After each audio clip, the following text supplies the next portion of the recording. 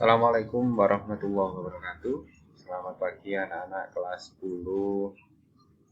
Hari ini Pak Irfan akan membahas soal latihan bab 1 yang kemarin sudah Bapak share di Google Class ya.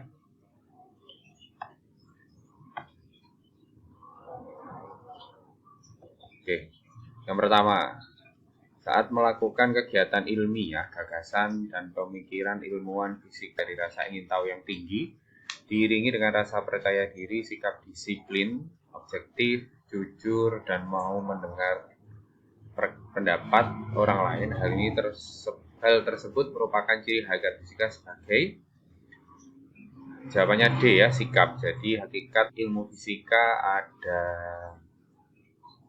beberapa, ada 5 ya. Ada ilmu, ada produk, ada sains, ada sikap, ada proses. Nah, kalau seperti ini, karena di sini ada kata-kata rasa percaya diri, sikap disiplin, itu berarti dia sikap. Kalau sebagai produk berarti ada nomor ini nanti. Produk itu fisika, di situ ada konsep, ada teori, ada rumus, ada seperti itu ya. Kalau proses hubungannya dengan proses ini ya. Jadi nomor 1-nya sikap. Nomor 2, fakta, konsep, teori, rumus, prinsip, hukum, dan model merupakan fisika sebagai produk ya. Jadi di sini jawabannya B, produk fisika. Ini kalian nanti ada pengertian dari fakta, ada konsep, ada teori, ada rumus, bisa dicari di buku atau di Google, sudah banyak pengertiannya. Nomor 3, pernyataannya menggambarkan atau menjelaskan pola umum yang terjadi di alam semesta yang didukung oleh bukti ilmiah dan percobaan atau eksperimen disebut hukum ya. Hukum itu seperti hukum Newton, seperti hukum Pascal, yaitu harus melalui suatu percobaan atau eksperimen. Beda dengan fakta, konsep, prinsip dengan teori ya. Kalau teori ini seperti pendapat dari beberapa orang. Kalau fakta ini sesuatu yang terjadi ya, bukan pernyataan. Kalau pernyataan ini disebut hukum. Nomor 4, air laut mengandung natrium klorida. Pernyataan tersebut merupakan produk fisika kategori fakta ya. Fakta itu berarti nyata karena asin, karena di situ ada NaCl-nya, natrium klorida.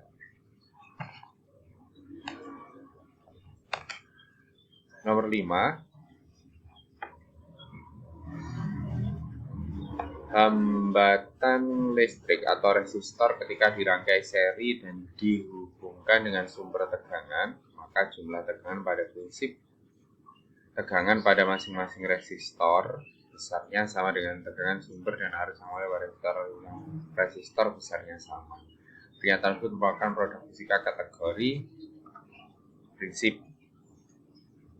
ya. Coba kita cari bedanya prinsip, teori, konsep.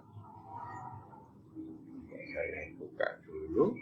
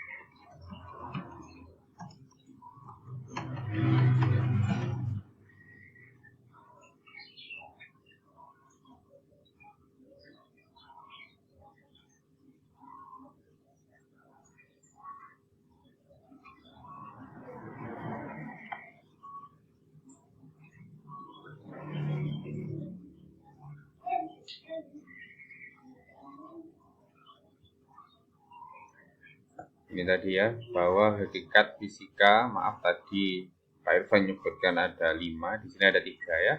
Jadi fisika sebagai produk, fisika sebagai proses, fisika sebagai sikap. Fisika sebagai produk, di sini ada fakta, konsep, hukum, teori, model. Ya, coba Pak Irfan cari pengertiannya.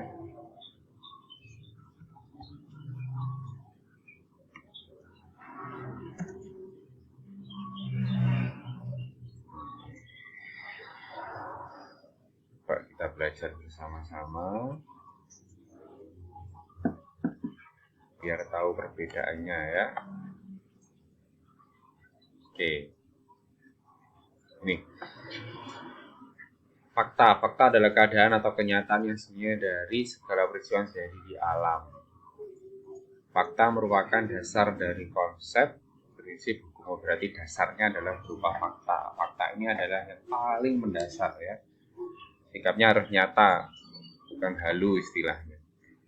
Yang kedua adalah konsep. Konsep adalah abstraksi dari kejadian, berbagai kejadian, fenomena, dan fakta. Konsep memiliki sifat dan tertentu. Menurut Brunner, konsep memiliki 5 elemen, yaitu nama, definisi, atribut, nilai. Contoh yang dimaksud dengan atribut misalkan warna. Berarti sudah ada identitasnya ya. Ukuran, bau, bentuk, dan sebagainya. Kemudian istilah, prinsip, dan hukum sering digunakan secara bergantian karena dianggap sebagai sinonim. Nah, istilah ini biasanya hanya beberapa kata gitu aja ya, bukan pernyataan yang panjang. Hampir mirip dengan hukum. Kemudian rumus ini biasanya pernyataan matematis. Bedakan, ada matematis jadi berupa rumus berupa simbol-simbol. Kemudian teori ini menjelaskan sesuatu yang tersembunyi dan tidak dapat langsung diamati. Tadi saya bilang teori ini harus melalui suatu percobaan atau praktik. Kemudian model adalah sebuah presentasi yang dibuat untuk sesuatu yang tidak dapat dilihat. Berarti model ini tidak nyata tapi dibuat nyata ya. Seperti model atom bor atau model rangkaian listrik seperti itu. Kita kembali ke soal. Nomor 6, perhatikan langkah-langkah analisis data berikut. Di sini ada beberapa analisis data. Jawabannya C ya. Yang pertama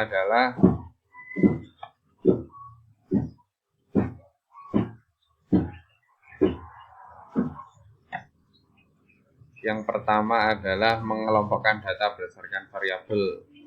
Yang kedua adalah mentabulasi data. Mentabulasi data itu menghitung ya. Kemudian menguji kualitas data. Kemudian mendeskripsikan data. Yang terakhir menguji hipotesis. Bisa ya? Jadi mengelompokkan data, kemudian menghitungnya, kemudian menguji kualitas data, mendeskripsikan, baru hipotesis. Hipotesis itu dugaan sementara. Jadi kalau langkah-langkah ini masuk ke dalam langkah-langkah ilmiah, ya, metode ilmiah. Nomor 7. Ruang lingkup fisika secara garis besar terbagi menjadi 2 kelompok, yaitu fisika klasik dan modern. Fisika modern berkembang pada mulai abad 20 dari ditemukannya, nah ini, teori relativitas dan radioaktivitas. Ini yang mempelopori Bapak Einstein ya. Bapak Einstein yang melopori. Ini nanti di kelas 12 kalian pelajari teori relativitas. Teori relativitas itu teori tentang energi ya, energi relatif. Radioaktivitas juga nanti belajar tentang nuklir seperti itu. Nomor 8, terdapat penelitian berjudul pengaruh kadar garam terhadap didik dari judul tersebut, maka volume awal air Pernyataan yang benar adalah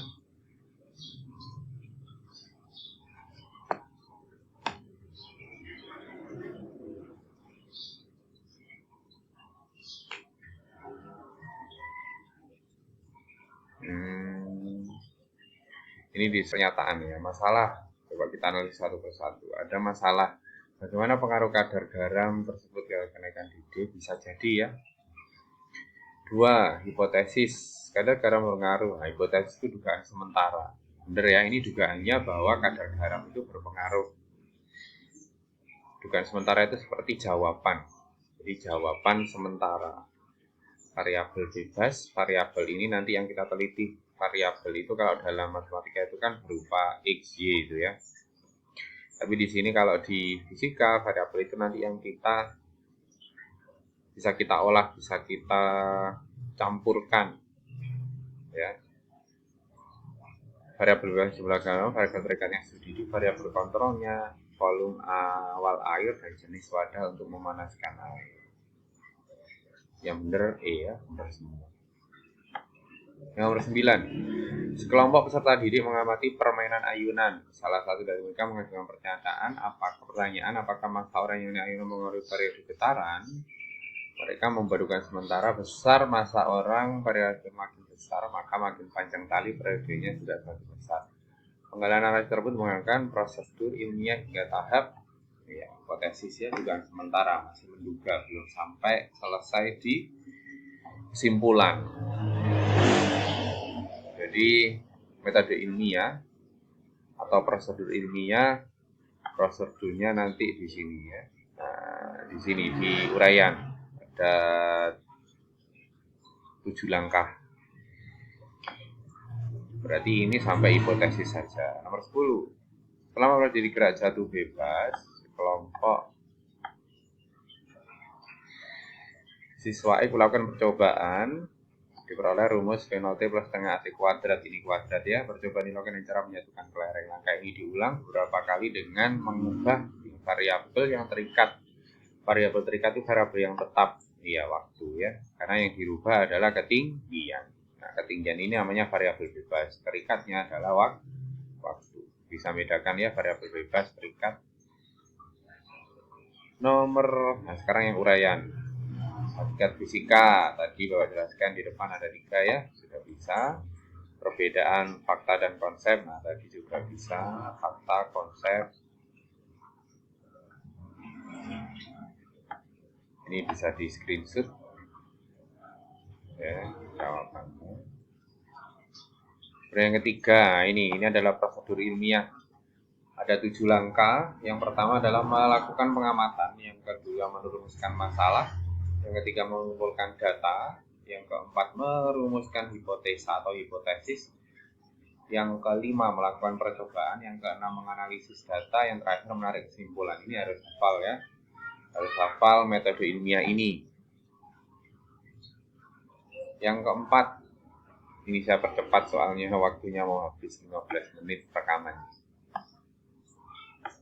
Yang keempat, suatu penelitian menggunakan simpulan bahwa air murni melakukan titik beku, memiliki titik beku sekian, titik sekian, dan siap menambah garam konsentrasi 20. Titik beku air turun sekitar min 2,5 dan titiknya 4,04. Berdasarkan pernyataan berikut, sebutkan variabel terikat dan kontrolnya. Nah, ini suruh menentukan.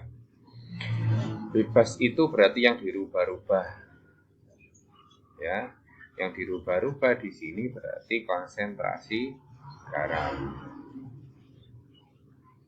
Ya, karena di sini dilihat ada kata setiap penambahan garam dengan konsentrasi 20. Nah, konsentrasinya ditambah, diganti-ganti.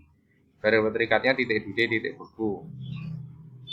Nah, terikatnya titik beku, titik D ini yang kita teliti, yang ditetapkan. Kemudian variabel kontrol kemurnian air, karena ini medianya air.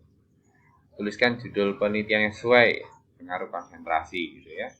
Konsentrasi garam terhadap titik beku dan titik GC. Tuliskan rumusan masalah. Rumusan masalah itu berupa pertanyaan.